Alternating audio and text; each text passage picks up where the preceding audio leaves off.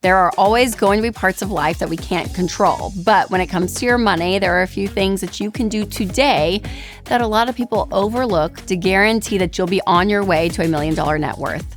Plus, I'm going to share my number one tip to keep in mind as you're building wealth. Be sure to like, subscribe, and share this episode with a friend.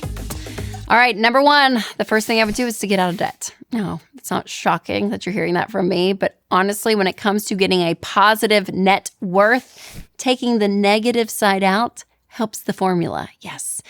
And listen, the exciting news is, even though this is the first step, I'm telling you, this is possible. There are so many people, literally hundreds of thousands of people, millions of people that have done this, that have gotten themselves out of debt and stayed out of debt. And there is something so freeing about it, because not only are you able to use your income then to help you build wealth, which will help you get you on the way to $1 million net worth, but it also gives you peace of mind. Like, there is something about not owing anyone anything and knowing that the paycheck you are working so hard for is coming to you and you get to make decisions about it is so powerful. So getting out of debt is key.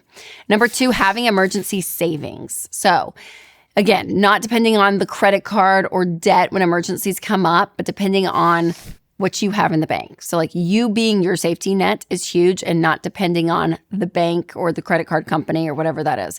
So that safety net continues to put you in the negative if you go into debt, right? Every time something happens, whether your heating and air messes up, your roof leaks and insurance isn't covering it, or something happens to your car, every time a big thing like that happens and you continue to go into debt, life seems to be on that cycle. And it gets really hard to get out of that cycle if you're not intentional about saving on the other side. So getting a $1,000 emergency fund, getting out of debt, and then bumping that up to 3 to 6 months of expenses helps so much. And that really does give you a strong financial foundation to build upon as you continue to build wealth.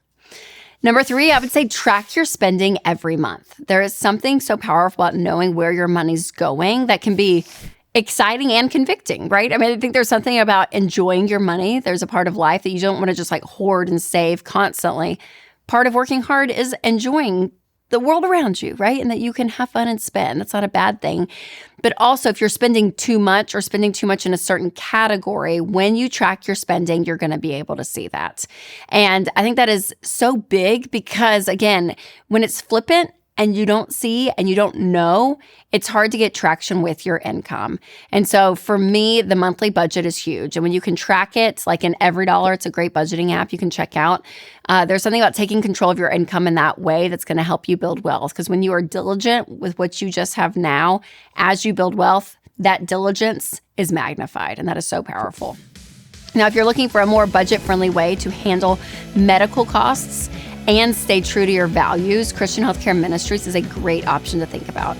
CHM isn't insurance. It's a biblical community-based way that Christians can share each other's medical bills. That means no network restrictions, no enrollment deadlines, and more flexibility, which is huge if you are self-employed or between jobs. Families often save hundreds of dollars a month, and that kind of margin gives you breathing room while you're working the baby steps.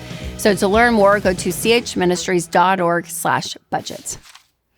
Number four, I would reevaluate your housing costs because your rent or your mortgage payment can take up a significant amount of your monthly income, because it's so easy for a lot of your income to be going towards your housing because housing is expensive.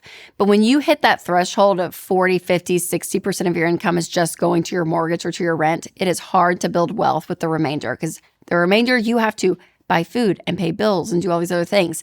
So keeping it at a really, really conservative rate of 25%, some people are like, that's insane. But listen, what that does is it gives you the ability to use your income in other ways, like getting yourself out of debt or investing and using it to help you build wealth. So reevaluate that and make sure that your mortgage or your rent is not eating up most of your paycheck. Number five is to invest. And I would invest 15% of your income into retirement. When you are on your way to wealth building, this is a great percentage to work with, especially if you still have a mortgage that you're trying to pay off, or if you have kids and you're trying to save for college. You know, that 15% gives you the ability that, number one, you're doing more than most people. A lot of people just go up to the match at their 401k, and that may be like 3, 4, 5%, and that's all they do. So 15% is above that, which is great. But it also is not you just, again, saving every penny you have for the future. You want to be reasonable with it so that you can live on other things, other parts of your income.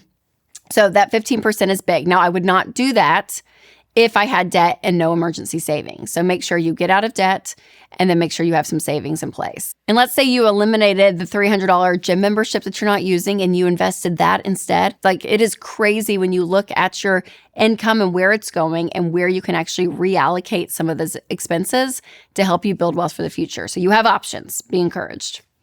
Now, to figure out exactly how much impact a few $100s could make down the road, make sure to check out Ramsey's investment calculator. I love this tool because you can literally just put in these numbers really fast. So you could say, hey, what if I invested $400 a month, which is around, again, the average car payment for a used car, and you were 35 and you did that and you got 11% rate of return, you'd have over $1.1 million by age 65, just in that one account. And the best part is $977,000 of that $1.1 million was just compound interest. So that's how powerful it is when you start early and you're consistent. Now, if you want to run some of your own numbers, I'll put a link down below to that calculator. Make sure to check it out. And the number one thing to remember when you are building wealth is that majority of millionaires are not flashy. So they kind of just look like, you know, your normal people walking around. Not everything is designer, and they don't look like, oh my gosh, they are probably really wealthy. They actually probably don't really look that wealthy because they know, number one, that stuff doesn't make them happy. They're not in this endless black hole of trying to keep up and make themselves feel better about what they're spending. And they also evaluate purchases and know what's important to them. And usually stuff and getting more and more nicer stuff constantly is usually not their priority. It's bigger than that. It's usually generosity, investing, like all these things that are just, I think, a key part of building wealth. So remember that. Most millionaires you see are not flashy, and you would never even know they are millionaires. Now, speaking of all of this, make sure to check out my episode, Why Being Boring is the Best Way for You to Build Wealth. It's key. So you can click right here if you're listening on podcast. I'll leave a link below. All right, you guys, remember to take control of your money and create a life you love.